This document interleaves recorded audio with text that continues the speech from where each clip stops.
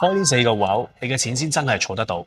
我問你，你係咪每個月嘅人工、按揭同埋投資派息，其實都係喺同一個戶口啊？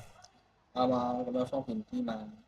但你有冇發覺咧？去到月尾就好難做到錢啦，因為你嘅錢咧其實一直都係撈埋一齊，好唔清唔楚。嗱，我好建議咧，大家都係申請4個戶口。首先第一個就係你嘅人工戶口。如果你嘅人工戶口咧可以開多個外幣戶口，咁就開多一個啦。咁因為呢個外幣戶口咧就係你之後嘅旅行基金。咁而第3個啦，就係你嘅每個月派息啦，甚至按揭租樓最好都係由呢個戶口去出嘅。咁好處就係你可以養多一個現金流。假設你每個月嘅派息就唔夠攞嚟去還貸款咧，你就可以用人工嗰個戶口去固定翻每個月入錢去翻呢個戶口。咁好處就係之後申請貸款有2間銀行都係做最靚嘅評估。咁最後亦都係最重要就係保命嘅戶口。你可以咧揾一個定期利息係最好嘅一個戶口去做一個緊急預備資金嘅戶口。